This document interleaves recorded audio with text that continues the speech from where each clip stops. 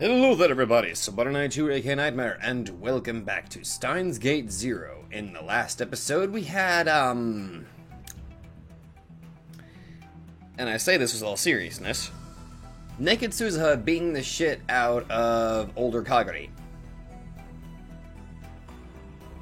So yeah, that was a thing.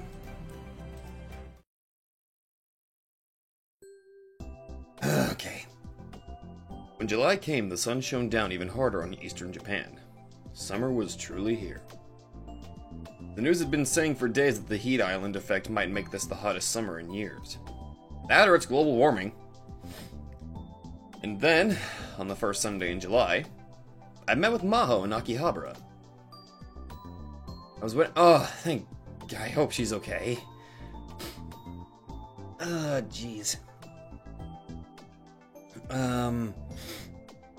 I'm kind of afraid of what happened to her, but part of me thinks that considering she seems okay right now, well, she hasn't really started talking yet, so I'm afraid of what kind of that one woman was referring to as Alexis's treatment.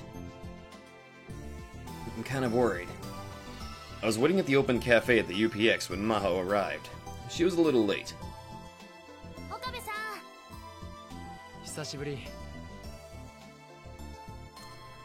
She ordered an iced coffee and took a deep breath.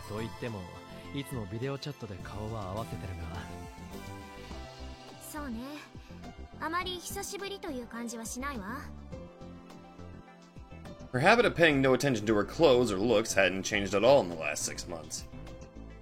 People were going to think she was an elementary school kid who decided to play at a friend's house.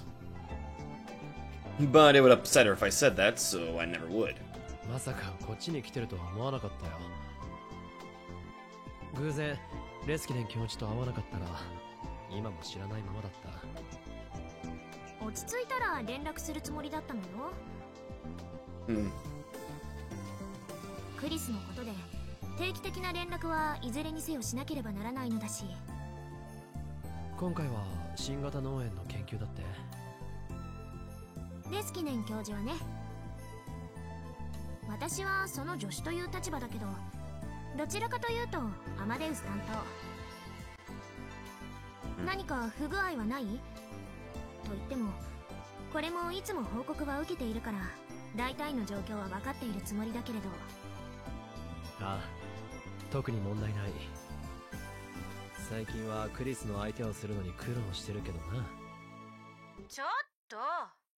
You really had to say that out loud, Okabe.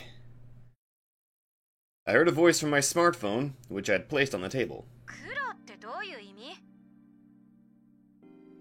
I'd left the Amadeus app turned on. Of course, Kurisu could hear everything we said.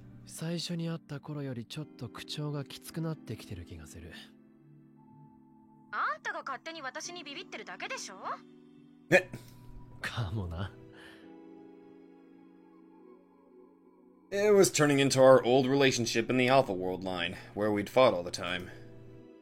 I was starting to lose track of whether that was a good or a bad thing for me. I thought I was trying to forget about Kurisu.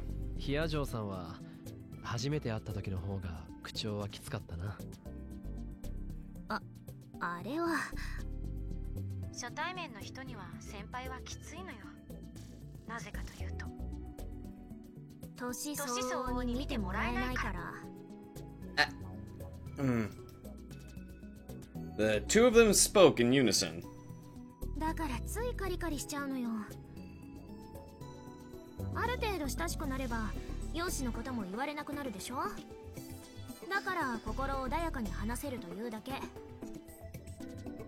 I guess I was right not to comment on her outfit. What's wrong with it? That was a close call.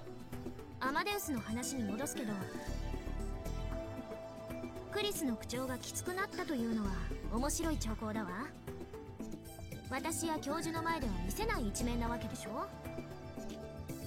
それだけ深く心を開いているとも言えるかもしれない。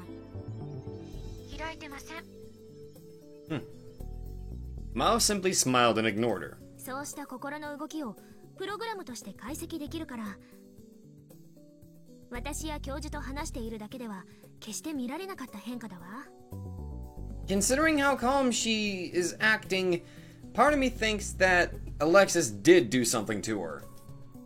それだけで岡部さんにテストを続けてもらった価値もあるというものよ。そんなものか。レスキネン教授もその点を高く評価していたわ。過大評価だと思いますが、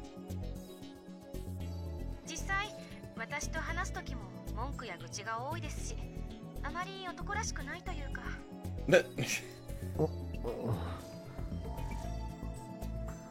Well, I knew my personality had gotten a bit negative. Especially given what I'd been through. But does she really need to say that to Maho right now?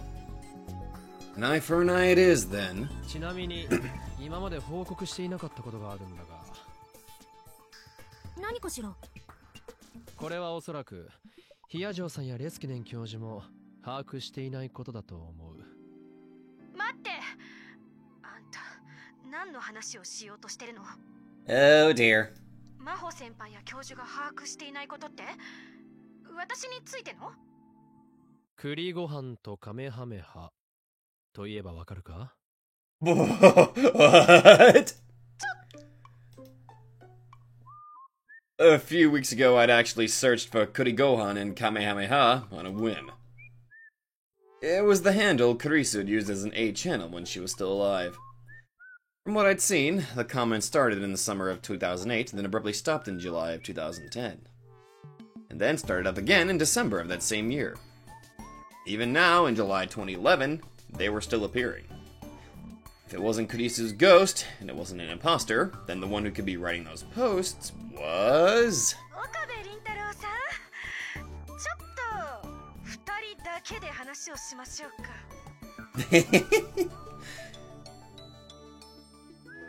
やっぱりお前の仕業だったか。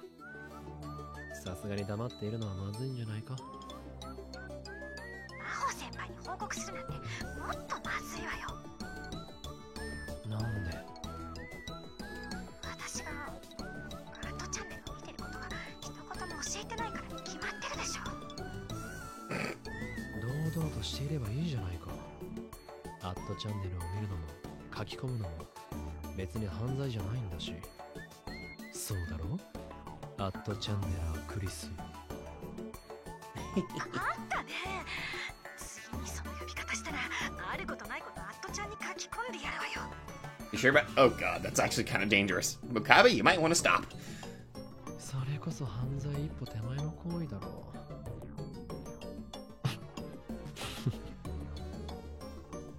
う。I couldn't help but laugh. Conversations like this brought back so many memories. I used to be so full of myself that I'd take off Kurisu all the time. ねえ、一体何の話？何でもありません。気にしないでください。海馬からきれいさっぱり今日の記憶を葬り去ってください。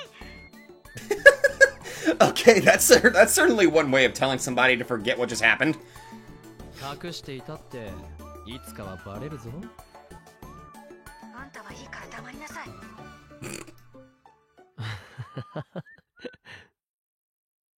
やっぱりあなたたち半年前よりずっと仲良くなっているわね。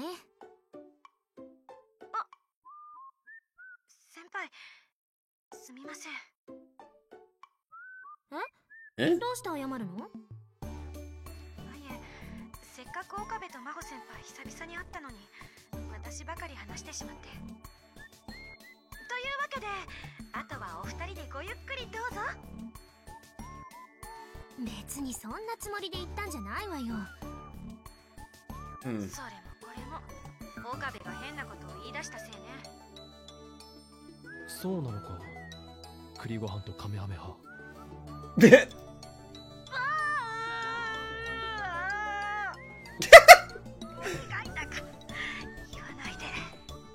Why?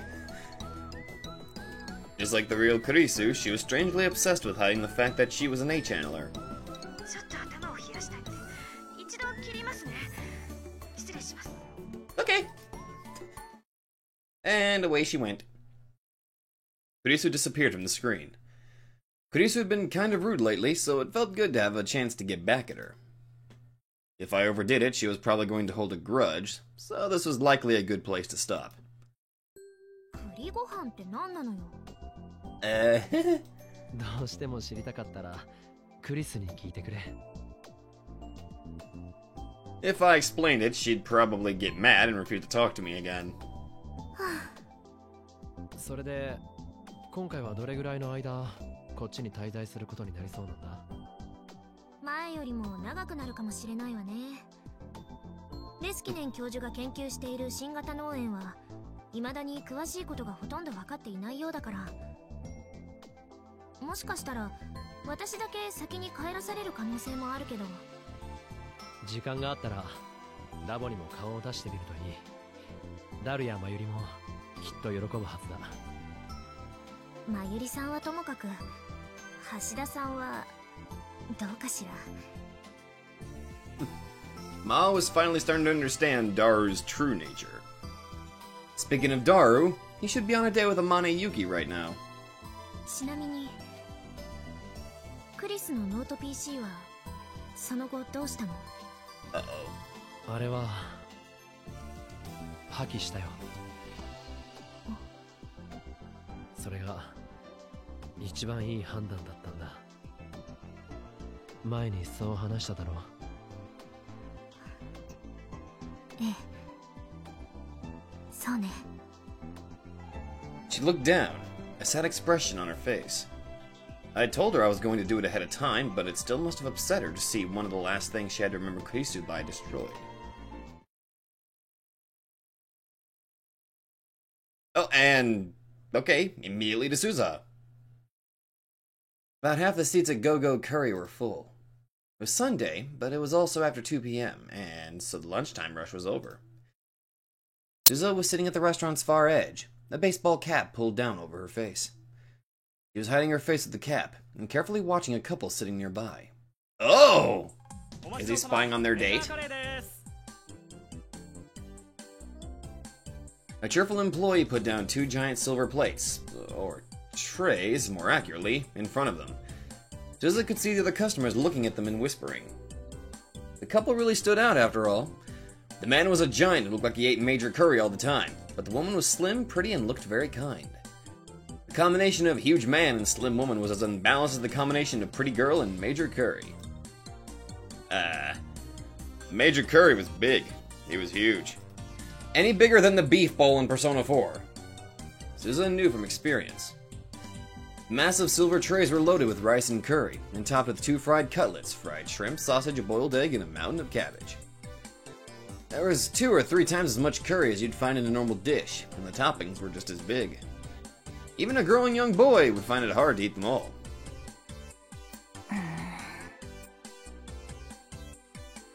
Suza was irritated. 一体なんで初デートの昼食がメジャーカレーなんだよ、父さん。 Not the best decision, really. Unless she's a big eater. I mean, she looks happy. The Beauty and the Beast couple that Suzuha was watching, of course, was Itaru and Yuki. In the morning, they'd gone to see a movie in Yurakucho. Then they'd come to Akihabara and gone straight to Go-Go Curry. Suzuha had followed them the whole time. That's why she couldn't believe Itaru's choice of date spots. 私はゴーゴーカレーでも全く問題ないけど、というかむしろ好きな方だけど、せっかくの初デートなんだからもうちょっと他に選択肢もあるだろう。 I mean, if I had to pick a first date, I mean, I would probably take the time to make dinner myself. She clutched her spoon tight and gritted her teeth. Suzuha knew next to nothing about Japanese youth culture in 2011, and even she knew it was a bad idea. Who knew what was going through Yuki's mind? Or so Suzuha thought. But... うわー、写真よりもすごいですね。Oh, so she is having fun. Surprisingly, Yuki was ignoring the people around her and innocently enjoying the huge curry. あまねし、もし食べきれなかったら、僕が食べてあげるですから。はい、ありがとうございます。けど、これでも私、結構いけるんですよ。Oh, she must have a pretty good metabolism then. そうですか。びっくりです。実はいつもお店の外でメニューだけ見てて一度食べてみたかったんですよね。連れてきてもらえて嬉しいです。それは実に良かったです。Huh. Seems like this date is actually going quite successfully. Good. Suza had evidently worried over nothing, but still she realized that Itaru was acting strangely. Ever since he'd come out of the movie theater, he was walking and talking strangely. Instead of his usual hunched posture, he was forcing himself to stand up straight. His every movement seemed oddly forced, as if he were a broken robot. He's actually trying? And he downed glass after glass of water. あ、ごめんなさい。私にもお水のおかわりを。はいはい、どうぞ。ありがとうございます。Itaru poured water into Yuki's cup. Suza had a bad feeling. And she was right. Itaru was moving so awkwardly that he almost spilled water on her hand. 大丈夫ですか？ええ、ちょっと手が濡れただけですから。それより早く食べましょう。 Yuki quickly wiped down the table with her handkerchief and grabbed her fork and spoon. There were stars in her eyes. それじゃあ、いただきます。いただきます。 Yuki seemed to be really enjoying her meal, but Itaru was very formal and quiet. He was taking little nibbles out of a piece of fried cutlet, like a squirrel eating a nut. The whole time, they weren't saying a word. 一体何をやってるんだ、父さんは。あんなんじゃ母さんに愛想つかされちゃうよ。She decided to send him a message on Ryan telling him to get his act together, and she'd just taken out her phone when...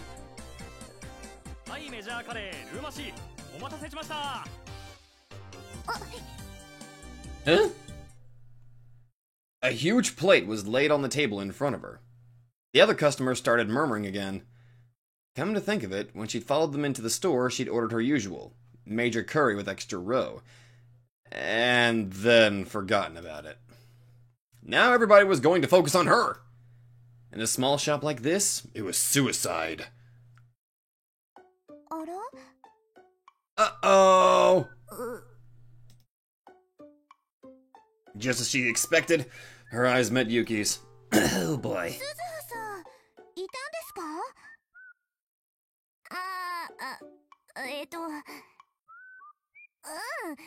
偶然だね、ゆきさん、兄さん。声かけてくれればよかったのに。いや、気がつかなかったんだよ、全然。Oh dear. She realized that she should probably leave, but she couldn't go without at least taking a bite of the major curry in front of her. Her experiences in the ward left her completely unable to waste food. She felt Yuki and Itaru staring at her as she reluctantly picked up her spoon. とまあ、そういうことなんで、二人ともごゆっくり。 Her only choice was to finish her extra-large curry as soon as possible. She couldn't let herself be in the way. Girl, you don't want to eat too fast. You'll make yourself sick. But instead, Yuki came over and picked up Suzuha's plate. Uh-oh. すみません、店員さん。お友達なんですけど、席を移ってもいいでしょうか。はい、どうぞ。Well, OK ですって。一緒に食べましょうよ。 This must be awkward for Suzuha. She's eating with her parents who are on a date.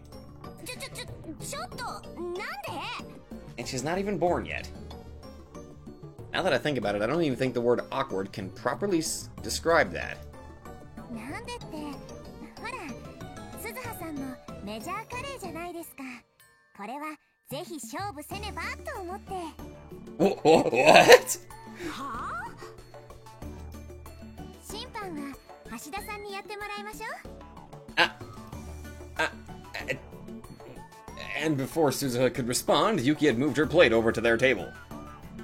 いや、Oh boy. Well, this is awkward. She had no choice but to follow, but before she sat down, she whispered in Yuki's ear. デート中なんだよね。え？あ、そうです。デート中です。改めて言われると照れますね。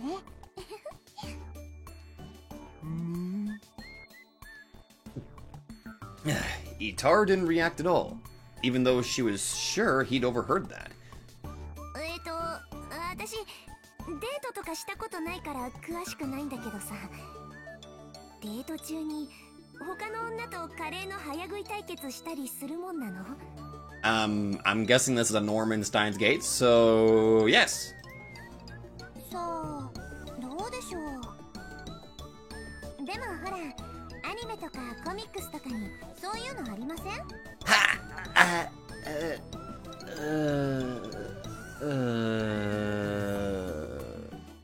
I don't watch a lot of anime that have dates, so...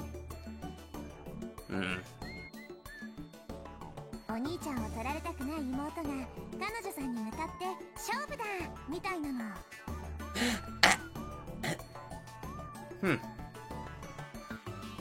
For some reason, Yuki seemed incredibly enthused. Suzuha was overwhelmed by her energy. 知らないってば。そういうものなの？兄さん。But even when she turned to Itaru for help, he just awkwardly sat there eating his curry like a robot. 兄さん？ He awkwardly turned his head to face her. The rest of him stayed completely still. なんか言った。どうしたのさ？なんかおかしいよ。どうもしてないお。おかしくないお。Okay. He is clearly in normal mode. Suzuha glanced back at Yuki.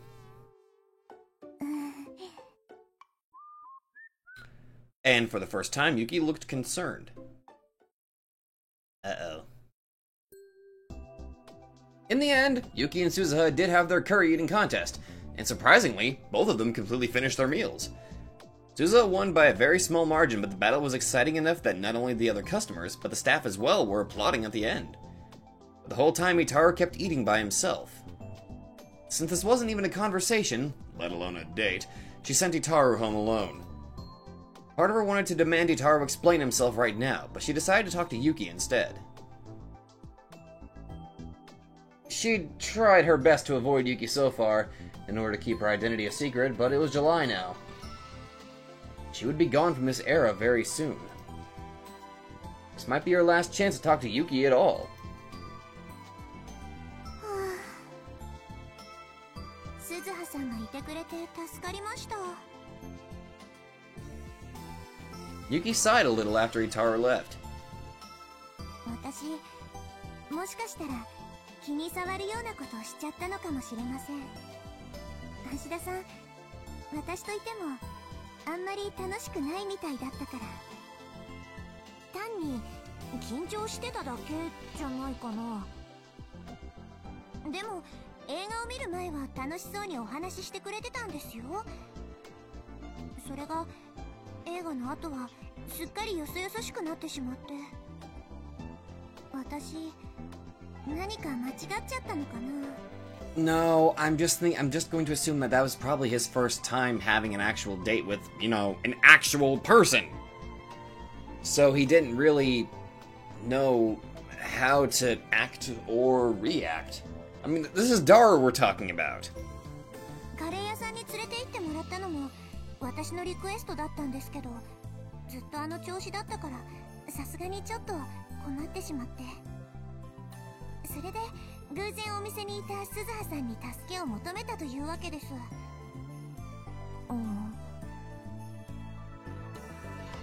What had happened inside the theater? Suzuha hadn't followed them inside. She'd spent about 2 hours killing time outside. あのさ、ゆきさんはなんで兄さんのこと好きになったの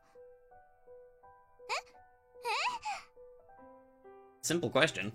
いや、私が言うのもなんだけど、あんまりモテるタイプじゃないじゃん、兄さんって。鈴葉さんはお兄さんのことどう思います？私？好きですか？嫌いですか？好きですよね。見ていればわかります。まあ、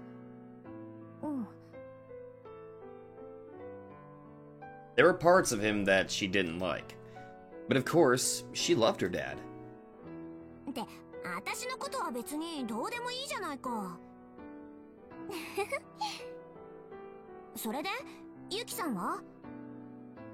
私はまだ好きかどうかもよくわからないです。そっか。Not only had Itaru not told Yuki he liked her, that this was still their first date, and they hadn't spoken that much before either. She hadn't even reached the point where she saw him as a member of the opposite sex. For almost a year, Suzuha had stayed with him, and she, Mayuri, and Ferris had done everything they could to get the two of them together. But there hadn't been any real progress. Suzuha felt uneasy when she thought about the future. Maybe her dad wouldn't be her dad anymore. Maybe her mom wouldn't be her mom anymore. Dad and mom wouldn't be together. She imagined that future. そんなの嫌だ。Trust me, neither do I. She looked straight into Yuki's eyes. 私さ、もうすぐここからいなくなるんだ。ちょっと遠いところに引っ越すんだよね。そうなんですか？多分戻ってこないと思う。心配なんだ、父さん。兄さんのことだからさ、ユキさん、こんなこと私が頼むのもおかしな話なんだけど。Then she bowed deeply. 橋田至をよろしくお願いします。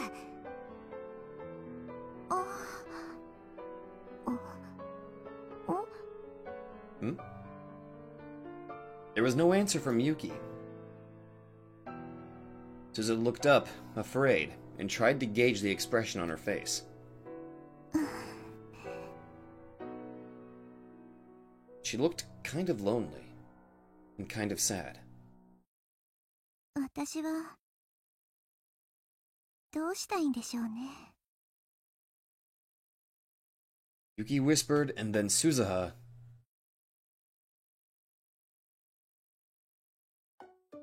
もうどうするんだよ。これじゃ破局の危機だよ。まだ始まってもいないけど。As soon as she got back to the lab, she yelled at her useless father. うおー、鈴葉、ごめんな。橋だけはもうダメなんだお。しょぼくれてるんじゃない。シャレじゃ済まないんだ。とりあえず今日はなんであんな態度を取ったのかしっかり説明して。 I'm still of the mind that he's not used to, you know, well, he does the games, but real life clearly is the difference. 今朝出かけるときはあんなに楽しそうだったじゃないか。母さんだって映画の途中までは普通だったって言ってたし。What happened? 何があったの？いや、それがさ、聞いてくれよ。映画の座席って狭いじゃん。だから僕、天音氏の邪魔にならないようにと思って、できるだけ椅子の端っこに寄って座ってたんだよね。That's fair. そしたら椅子がベキっていって壊れそうになって。Oh. で慌てて体を支えようとして肘掛けを掴んだんだけど、Oh. それが肘掛けじゃなくて天音氏のその手だったんだ。Oh. うん。そんなこと母さん一言も言ってなかったけど。嘘じゃないよ。あの柔らかい感触は肘掛けのはずがない。女の子の手に決まってる。そう。ただ僕、女の子と手をつなぐなんて2次元ならともかく3次元じゃほとんど経験なくて。Ah. それでどうしたの？天音氏優しいからさ、僕を傷つけないようにと思ったのか、その手を振りほどかないんだ。僕ってこの体型じゃん。手汗とかかきまくりじゃん。ベッタベッタになるわけじゃん。なのに天音氏、何にも言わずそのままで。なんかそれからすごく意識するようになっちゃって。ああ、なるほどね。それであんなにポンコツになってたのか。Okay. 天音氏もきっと心の中でキモいうざい話せ変態って思ってたに違いないよ。母さんはそんな人間じゃないよ。Yeah, I'm gonna have to lean with Suzuha on this one. She doesn't seem like that. In fact, from the way she was acting, she probably thought she'd upset him somehow. The problem was what she'd said. 私はどうしたいんでしょうね。What did she mean by that? 母さんがわからない。鈴葉、こうなったら母さんのことは諦めて僕と二人で仲良く生きていこう。言ってることがめちゃくちゃだよ。そもそも私はどうやって生まれてくればいいんだ。Yeah, she just kind of ceased to exist, dude. でも無理だって。父さんが頑張らないでどうするの？このピンチをチャンスに変えるんだよ。She grabbed her father by the collar and shook him. 出ないと。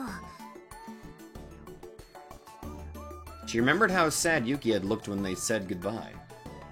出ないと取り返しがつかないことになるよ。ですよね。Suzuha was starting to wonder about leaving, especially now that she had even more to worry about. Maybe I shouldn't have talked to Yuki after all. She realized again how powerless she was, being from the future. Oh, back to Okabe. Uh-oh. The Global Brain Science Comprehensive Research Organization Japanese Office Prep Room. That is a mouthful, and Waco City hadn't changed a bit in 6 months. It was still far from being what it needed to be, and still almost completely empty. There were rows and rows of empty desks. The amount of dust on the tables had perhaps increased. After Dr. Alexis had left, it had probably remained unused. わざわざ呼びつけてすまないね、リンタロウ。ああ、いえ。Dr. Alexis had told me he wanted to update the Amadeus app to the latest version, so I'd come to his office after oh god. Mao had connected my phone to her PC to begin the process. He said it would only take 10 minutes, so I was sitting around and waiting. ところで、リンタロウ。以前にも話したと思うが、本気で留学について考えてみないかい？え？君が問題なければ推薦状も書こうじゃないか。Go back to the other world line! Don't trust the Americans! もちろんテストや面接はパスする必要があるけどね。I frantically strained my posture. とてもありがたい話なんですが、今の俺の学力じゃまだ難しいかと。俺、真剣にビクトル・コンドリア大を目指しているんです。だからこそ、絶対に失敗したくなくて。そのためには、せめてあと1年、本気で勉強すべきだって思っていて。Dr. Alexis pursed his lips as I tried to stammer out an explanation. But soon... Okay. He patted me on the shoulder and smiled. I bet you he's seething underneath that fake smile. 君はとても思慮深い青年だね。そうですか？そんな風に言われたのは初めてですが。I just realized they just said that they're updating Amadeus, so I'm kind of afraid of what they're going to do to her.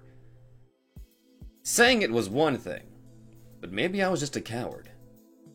There were times when you need the courage to move forward, without being afraid of failure. Was now one of those times?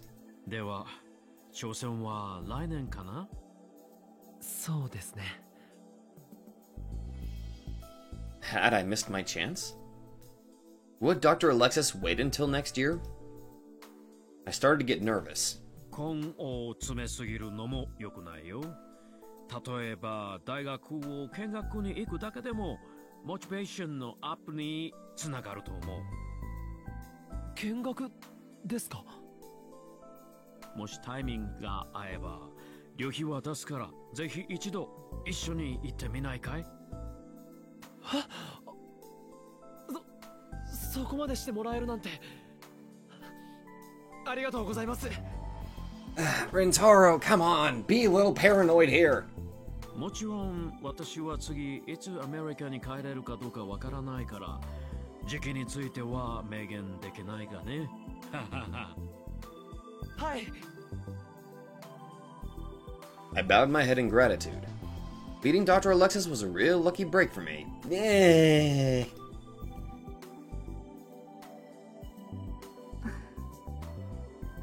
By chance, my eyes met Maho's. For some reason, her smile was a little sad. She quickly looked away and went back to her work. Is she okay? Ma was staying in a business hotel a few stops from Waco City. She said she deliberately avoided staying in the same hotel as last time. 少し不便になったけれどね。It kinda looks a little messy. 少しは片付けたらどうだ? She hadn't spent that much time in Japan and it was already messy. 片付ける？私は自分が一番効率的に過ごすことのできる配置をしているだけよ。I can totally understand that. Which meant she was refusing the hotel's cleaning service. そんな風にデリカシーが欠けてるから先輩にはいつまで経っても彼氏ができないんですよ。I could hear Kurisu from my phone. She was annoyed. After the app updated, I'd left Amadeus running. 大きなお世話よ。この部屋の惨状で人を招くなんて普通は恥ずかしくてとてもできません。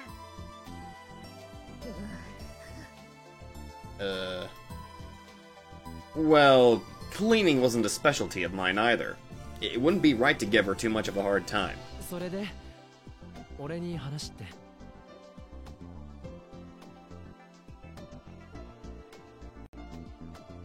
I'd come to Maho's hotel because she said she wanted to talk to me about something. I wouldn't have minded talking about it in the office, but she insisted on speaking alone in her hotel room. I knew she didn't mean anything by it. After knowing her for half a year, I knew she wasn't the type.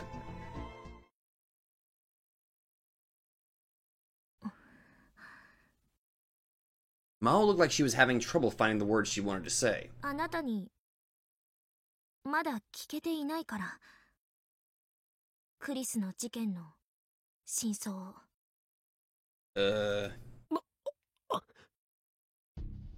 I quickly shut down the Amadeus app. それにタイムマシンのことについても聞きたいの。タイムマシン？クリスは中鉢論文に関わっている、そう言ったのはあなたよ。ねえ、あの子は本当にタイムマシンを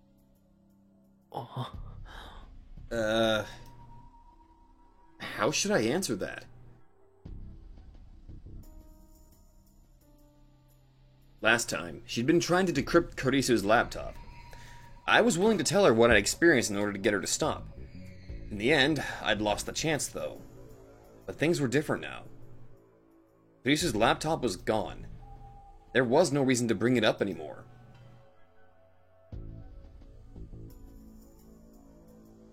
But then Maho said something I didn't expect. 実は私、この半年、本来の研究と並行でタイムマシンの研究をしていたの。なんだって？クリスにできたのなら私もって思ってしまって。歪んだ対抗意識ね。意地になっているのかも。でもね、もしタイムマシンを作ることができたらクリスのことを救えるかもって。やめろ！ Oh dear. This was awful. Why bring it up now?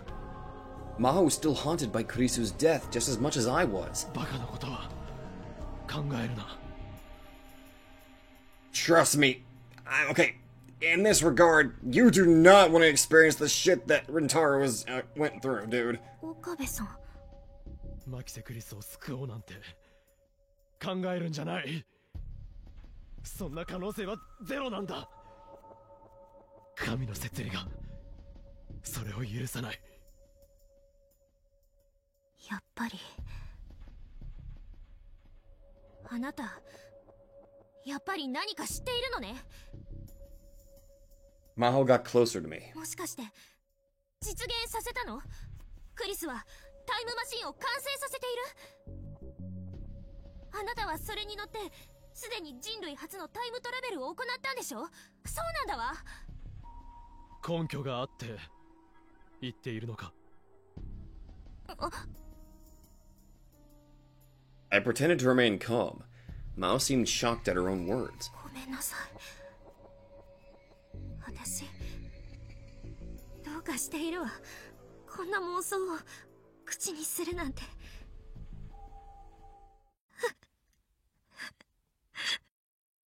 ヒアジョさん。 Maho started to cry. I didn't know what to do when she started crying right in front of me. どうしたのかしら。私こんな急に全然泣くつもりなんて。 She used her fingers to wipe away the tears. She seemed pretty unstable.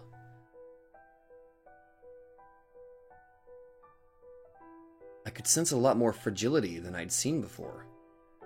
She looked like she'd been psychologically pushed to the limit.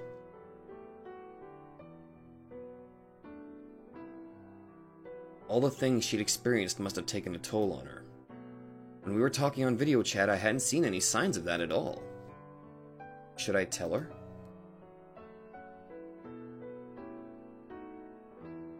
If she was researching a time machine, that was a bad sign. She might start looking into things and open doors that should remain closed.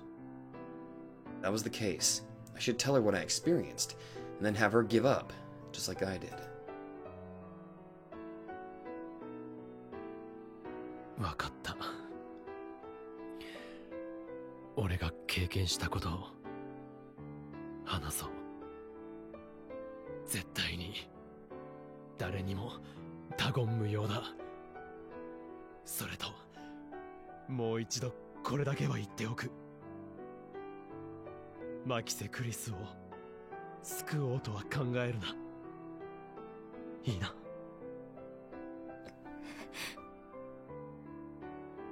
She nodded as she wiped away the tears. I told her about the events in the Alpha World Line, about the time machine, About reading Steiner. Oh, dear God. About the method of sending memories back through time that I called a time leap. About how Kurisu had developed a time leap machine that made this possible. About Amane Suzuha, the time traveler from the year 2036. Oh, God damn it, no, dude!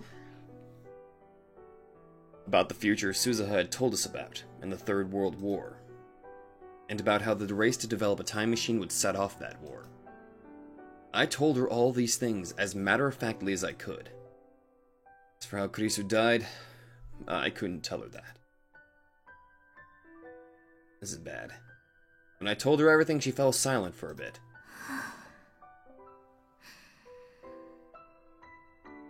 She took a deep breath, frowned, and rubbed her temples. 頭が痛いわ。全て信じる必要はない。俺の頭がおかしいと思っても構わない。だが、もし君がタイムマシンの研究を続けてマキセ・クリスを救おうとするなら、俺はどんな手段を使っても止めるつもりだ。だから、変な考えは捨てるんだ。自分を追い詰めるのはよせ。I was about to say more, but Maho put her hand up to stop me.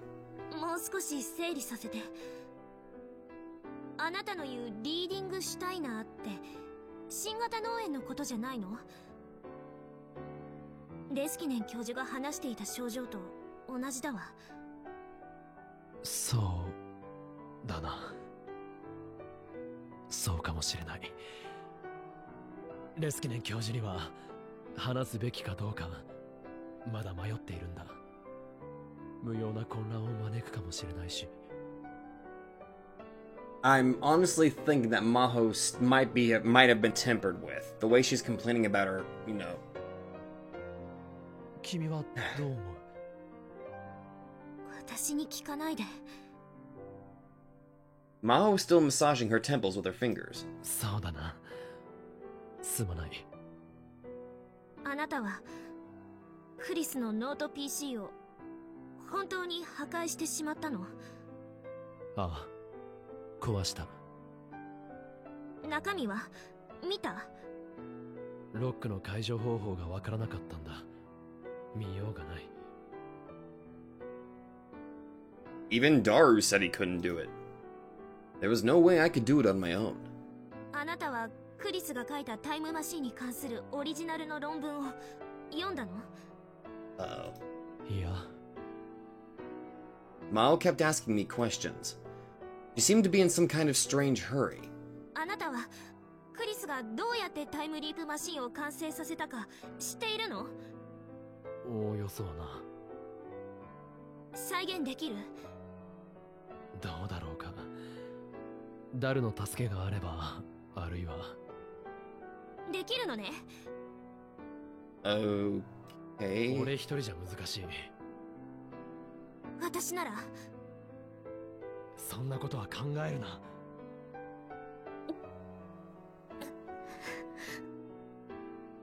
Mao suddenly grimaced as if she was in pain. I realized how pale she was. ヒヤジョさん、大丈夫か？ Did she really have a headache or something? 少し横になるか？ But she shook her head and kept asking questions. タイムマシンは今どこにあるの？鈴葉さんが乗ってきたという。それはどこに？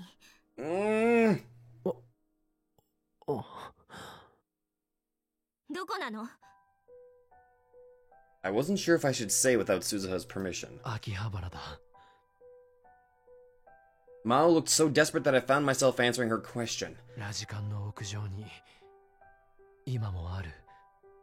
Damn it! Damn it! Why do I have this terrible feeling that either they're listening in or they're just gonna come barging into the damn room? そう。 Her shoulders slumped and her head drooped.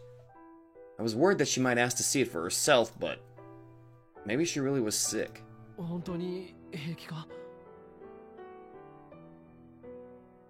I put my hand on her shoulders and looked at her face. 今日はもう休んだ方が。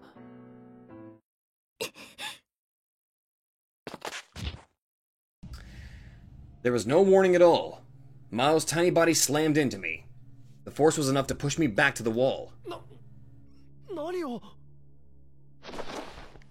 Before I knew what was happening, her arm was against my throat. She was using the bone in her arm to put pressure on my windpipe. Yep! I couldn't breathe or speak. I twisted my body and tried to resist, but still clueless as to what was going on. Then she used her other hand to grab my head and slam it back into the wall. Her strength was incredible. I was a lot bigger than she was, but still, I couldn't escape her grasp. I knew it!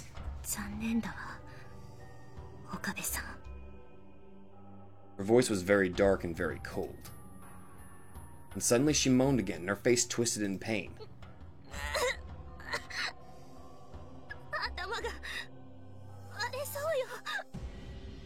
There was something done to her! She was crying again.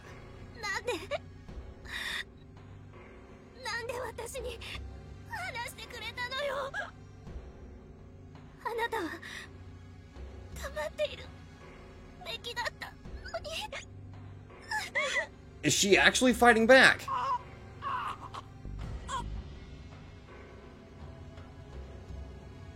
I couldn't escape. I grabbed onto her long hair and tried to pull her away, but she didn't move at all. It was as if she felt no pain. My phone had been vibrating in my pocket for a while now. I desperately grabbed for it. I pressed the button without even looking at the screen. Please answer, Kurisu.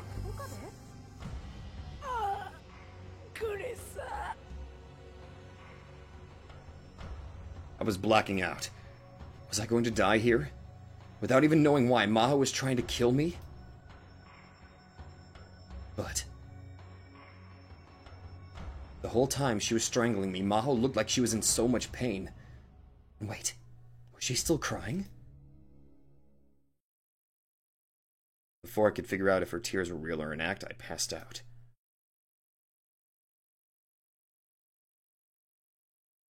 When I woke up, my throat hurt. I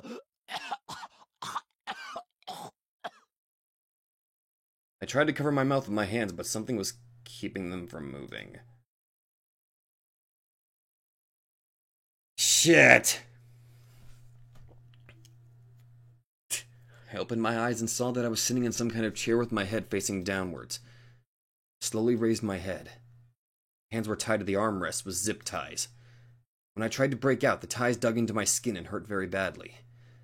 I tried looking around. It was a room I'd never seen before. There were machines that looked like they belonged in the operating room of a hospital. But the wall was also lined with monitors, like some kind of guard room or control room. I couldn't see any windows, so I had no idea where I was.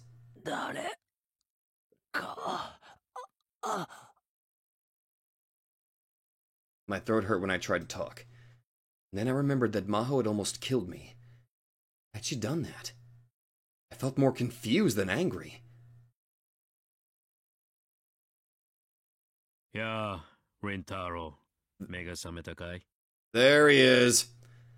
I heard footsteps and saw a wavering shadow beneath the dim fluorescent lights in front of me. I knew that voice.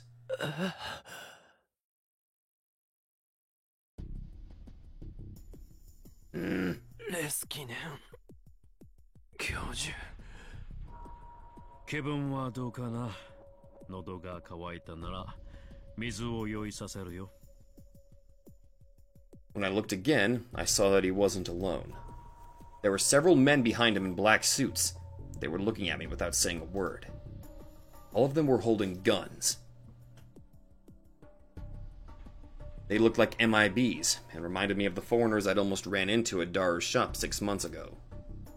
Was it the same group?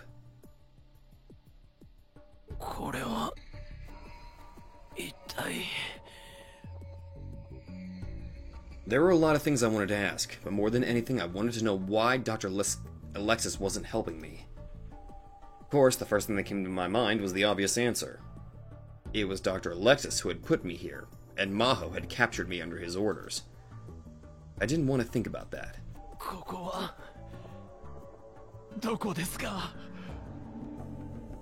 So all I could ask was a stupid question like that. 君はまさに情報の宝庫だ。今や合衆国大統領にも匹敵する価値のある人物と言ってもいい。He didn't answer, but he showed me a self-satisfied smile. I could feel alarm bells going off in my head. I was getting more suspicious of Dr. Alexis. 俺は監禁されてるんですか？監禁というよりは保護と言った方がいいだろうね。Bullshit! 君の価値が明らかになれば狙ってくる連中はたくさん出てくるはずだからね。レスキネン教授が指示したんですか？そうだよ。私がこうすべきだと判断した。魔法から君の持つ情報について聞いてね。ヒアジョーさんはどこです？ホテルで休んでるんじゃないかな。ヒアジョーさんは俺から情報を引き出すために近づいてきたんですか？最初はそうではなかったよ。結果的にはそうなったけれどね。あなたも俺に親切にしてくれたのもそういう打算があったからですか？あなたは一体何者なんです？ I'm the bad guy! まあまあ落ち着けなさい。前に教えただろう。科学者たるもの、常に冷静でなければいけない。興奮していいのは実験が成功した時だけだと。Instead of feeling calm, Dr. Alexis' attitude was pissing me off. I felt betrayed. It was rage, frustration, sorrow, and a lot of other feelings all mixed together as I gritted my teeth. Dr. Alexis ignored me and gave a brief order in English to the other men. They left the room. Only Dr. Alexis and I remained. さて、ウィンターロー。私のもう一つの仕事の話をしよう。もう一つの仕事。It was then that I remembered the other world line that I'd been sent to.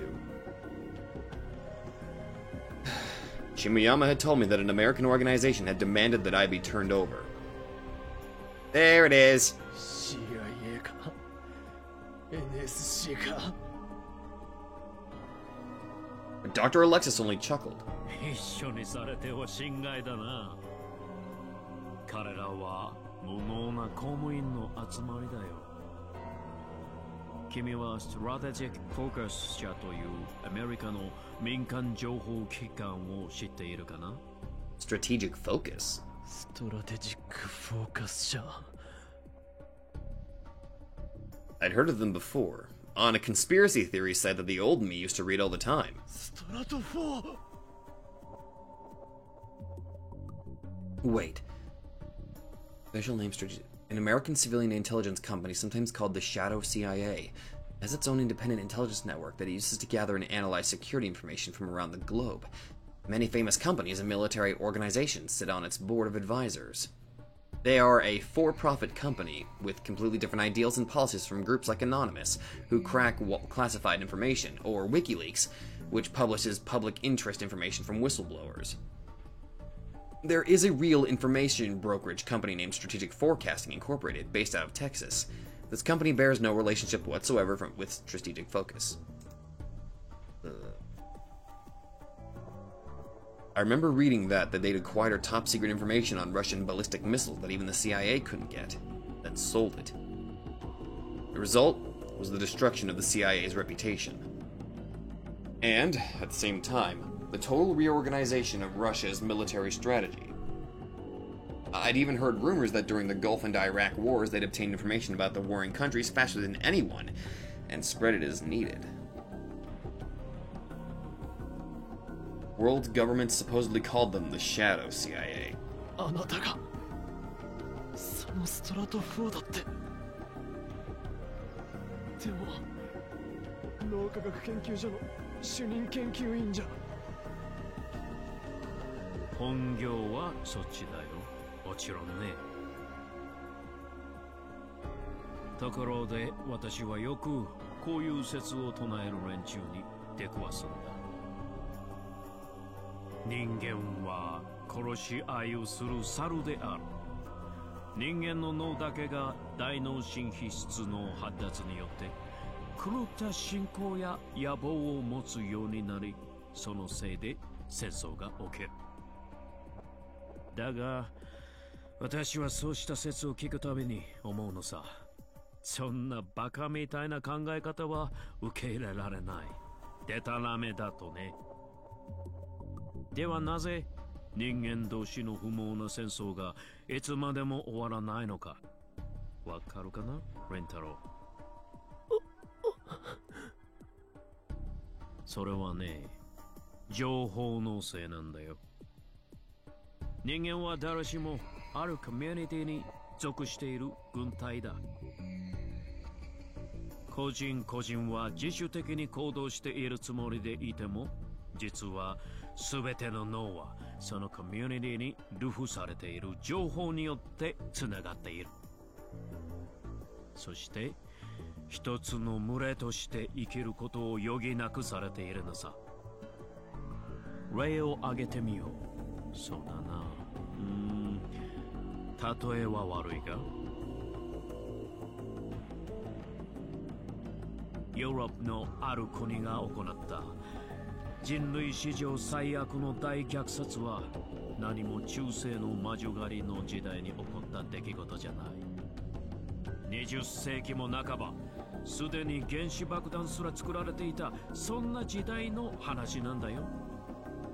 しかもその国は当時最先端の文明国家の一つだった。I guess I was right not to trust you. その国の指導者の資質問題は歴史学者に委ねるとして、実際の現場で虐殺に手を染めた人々のことを君は知っているかい？彼らはただの人殺しの猿だったのだろうか？違う。彼らはごくありふれた普通の人たちだった。脳科学的に見ても何一つ以上の見られない普通の脳だったはずだ。ところがひとたびそこにとある最悪の情報が伝播すると、途端に彼らの脳は平気で虐殺を行う軍隊と化してしまう。Fair point. 最悪の情報。これは我々の使命なのだ。我々は正しいのだ。だから使命に従わない者は悪なのだ。そういう情報さ。何が言いたいんですか？人間の脳という脆い軍隊のための情報はきちんと制御できるものが管理しなくてはならないということだよ。And you think that's gonna be you? それがストラテジックフォーカスの最終目的だ。Basically control the masses. それに共感して脳科学者でありながらエージェントとして協力している。分かってくれたかな？わかりません。そんなのよくある映画の悪役のへりくつだ。結局あなたは金で情報を売買してるだけじゃないですか。俺が情報の宝庫だって言いましたよね。タイムマシンの情報を一体どの国に売るつもりです？アメリカ、中国、それとも中東やアフリカの紛争地域ですか？ He's probably gonna say Russia. そのすべてだよ。The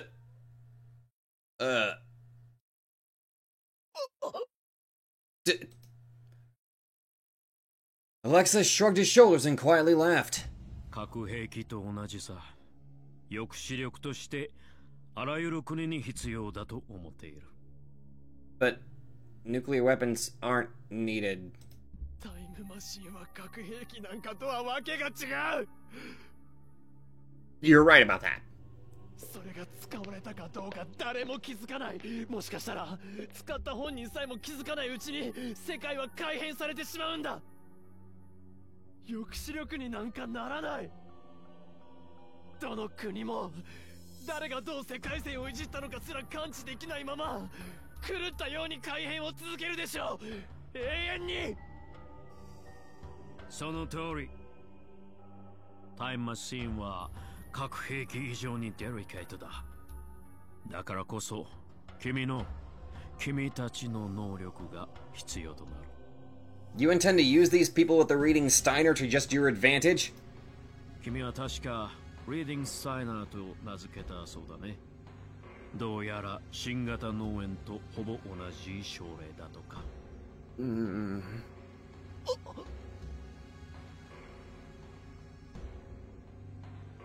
That's right. Alexis was researching the new encephalitis too. 我々は新型脳炎患者が過去改変を感知できるのかもしれないというところまでは突き止めていてね。ずっとその確証を求めていたんだ。世界中の諜報機関も同じ躍起になって調べている。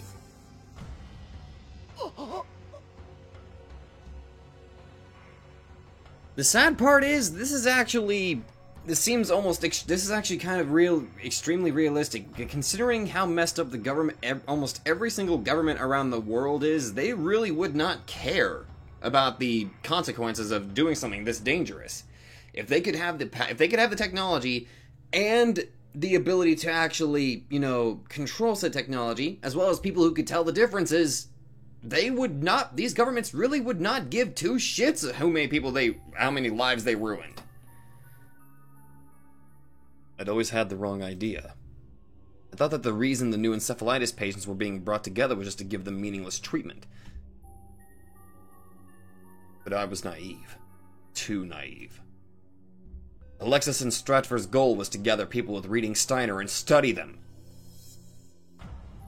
さっき真帆から君の特筆すべき能力のことを詳細に聞かせてもらったよ。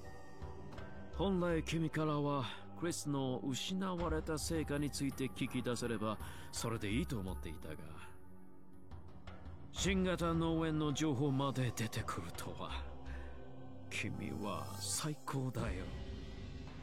ここでも我々は世界に対して一歩先んじることができる。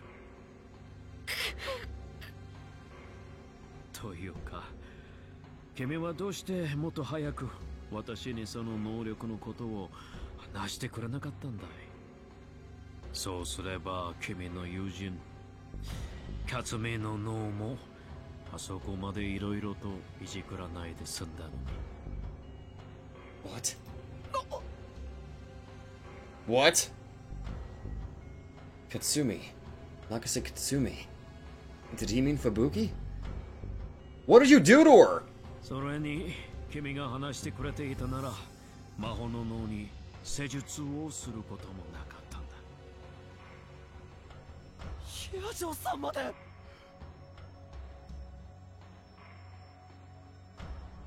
Was that why she was acting so weird? あなたの助手だろ。あなたを尊敬し慕っていたのに。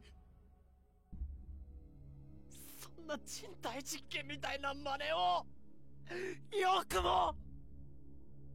今後人類に貢献する情報を手に入れるために必要なことだったんだ。 Bullshit! それにそんなに慌てなくても大丈夫。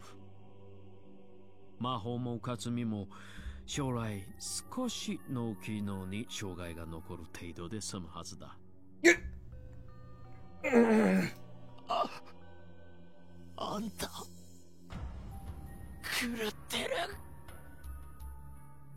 For the first time, I felt hatred, and fear of, the man in front of me. Couldn't believe that this was the same man I'd respected so much. リーディングスタイナー保有者の脳を調べればもっといろいろな発見があるだろう。それをタイムマシンとセットで売れば世界の軍事バランスは完全に保たれる。戦争も回避できるんだ。Bull! 君にもぜひ協力してほしい。 You can shove it! Alexis's mannerisms hadn't changed a bit, even as he spoke of these horrifying things. He spoke of these insane things in the same manner that Maho once described as like a mischievous child. 俺のことを騙してたんですね。俺に近づいたのはただ俺がクリスと親しかったからだ。クリスの生前の情報を俺から引き出そうとしていた。騙していたつもりはないよ。君と最初に会ったのは偶然だ。エムデウスのテストを頼んだのは君がクリスの友人だからというのが大きかったがね。ただ君のことを知るうちに純粋に興味を持ったのは本当だ。今でも思っているよ。私の下で研究員になってくれたら嬉しいとね。Considering your track record with what you do to your assistants, I'm gonna have to politely refuse. And also, if I could, I would kick you in the dick, but I'm pretty sure yours are non-existent at this point. だが、それとこれとは別の話なんだ。さっき言っただろう。君は今この時点で合衆国大統領に匹敵するレベルの重要人物だと。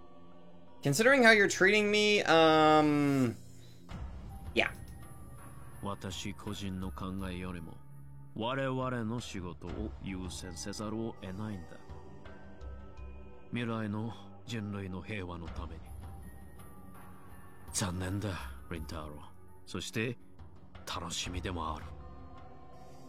君の持つ情報の全貌を私は早く知りたくてうずうずしているよ。地獄に落ちろ。これから君の記憶データを取らせてもらう。君の記憶をアメデウスシステムとして使わせてもらうんだ。面白いアイデアだろ。そうすれば君が不良の事故で死んでも君の記憶は残る。あは、心配しなくてもいい。元より殺すつもりなどないよ。人間というのはエムデウスよりもセキュリティが甘いんだ。苦痛を味わうとそれから逃れるために簡単に情報を漏らす。秘密保持のセキュリティなどないに等しい。拷問が通用しないエムデウスより生身の君の相手をする方がずっと楽だ。記憶データを取るのはバックアップだと思ってくれたまえ。例えば君が拷問に耐えきれず精神崩壊を起こしてしまったとしても、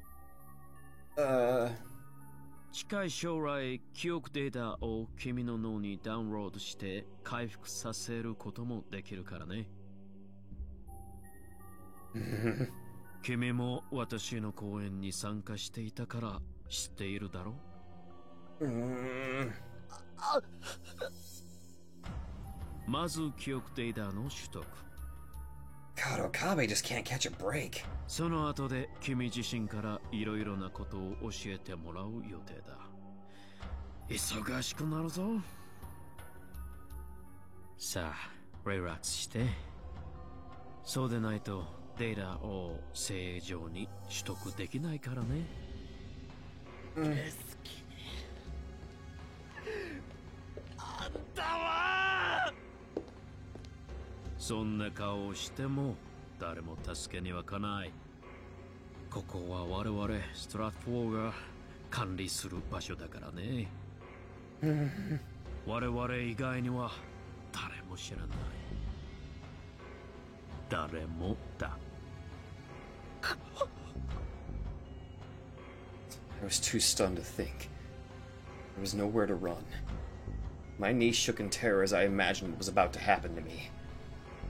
Maybe it would have been better to die. And then I felt sick as I remembered that I was fated not to die until 2025.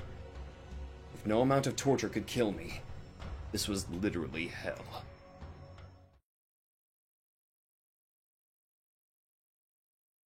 Oh.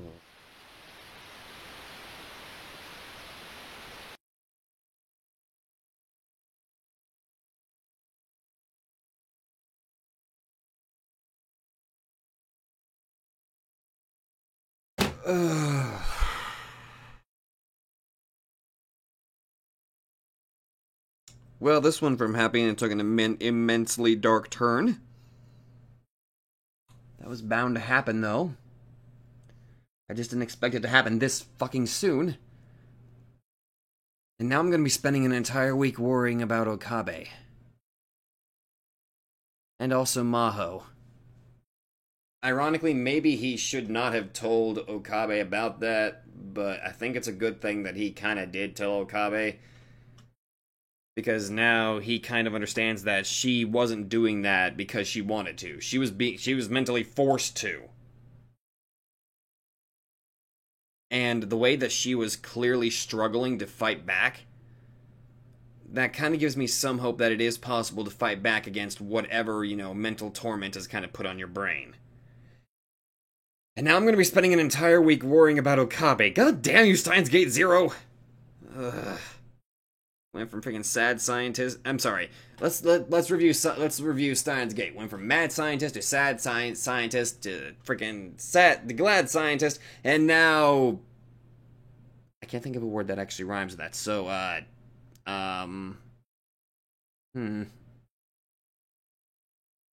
shit. I can't come up with anything. All I know is I'm going to be very pissed off that I'm going to have to be waiting for an entire week before I get back into this. So that's pretty much just fan-fucking-tastic. Hello there everybody, Sabato92 here, and if you like this video, be sure to let me know in the comments down below. And hey, if you guys like my content, then maybe you'd like to check out another channel who I think deserves equal attention. So click that Nightmare emblem and check out that channel, or go to the links in the description down below. Once again, thank you, and I'll see you guys in the next video.